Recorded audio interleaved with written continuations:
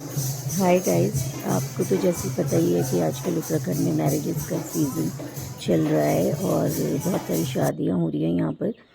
तो मैं भी काफ़ी सारी शादियां अटेंड कर चुकी हूँ अभी तक तो जब से आई हूँ।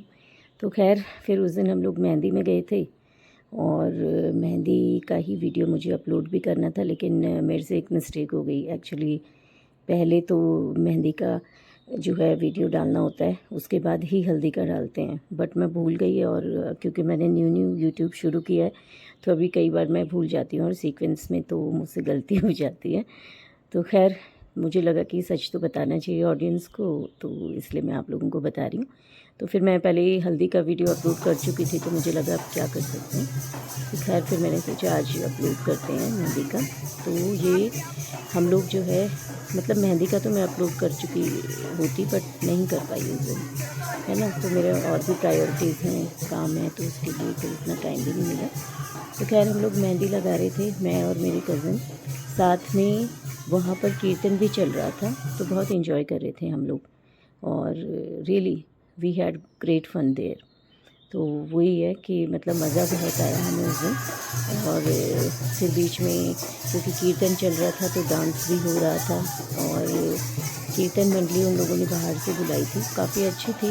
देवर उत्तराखंड बेस्ड कीर्तन मंडली, तो वो जैसे उत्तराखंड में जनरली होते ही हैं कीर्तन, वैसे ही उन्होंने किया और बहुत अच्छा लगा। तो फिर सब लोगों ने डांस भी करना शुरू कर दिया, क्योंकि जिनकी मेहंदी लग चुकी थी या कईयों ने सोचा कि पहले डांस कर लेते हैं, मेहंदी तो जो है बाद में लगा लेंगे, है ना। तो क्योंकि हमारे जो ढोल दमाऊ जो हमारे ट्रेडिशनल म्यूज़िकल इंस्ट्रूमेंट्स हैं वो बजाने वाले लोग भी आ गए थे, तो फिर तो लोग रुक ही नहीं पाए। फिर सब लोग एक एक करके डांस करने लगे। कुछ मेहंदी लगा रहे थे और कुछ लोग डांस कर रहे थे। तो वही सब चल रहा था। बाकी मैं अपने इंजॉय कर रही थी अपने कज़न्स के साथ। उसके बाद मैं होटल रूम में चली गई थी।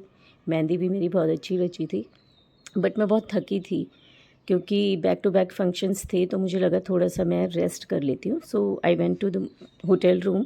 उन लोगों ने सबके लिए होटल रूम बुक किए हुए थे। तो फिर लेकिन फिर उसके बाद नीचे तो डांस वगैरह बहुत ज़्यादा ही हो रहा था, क्योंकि सब लोग ढोल ढमाऊ की आवाज़ सुन के तो रुक ही नहीं पाए और एक दूसरे को खींच खींच के डांस कर रहे थे। तो फिर मेरे को लगा कि चलो मुझे शूट करना चाहिए, तो फिर मैं नीचे आ गई थी। और मैं डांस इसीलिए नहीं कर पाई क्योंकि मुझे शूट करना था। खैर तो आई वॉज शूटिंग और आप लोगों को भी दिखाना था ना हम लोगों का कल्चर में कैसे होता है, इसलिए।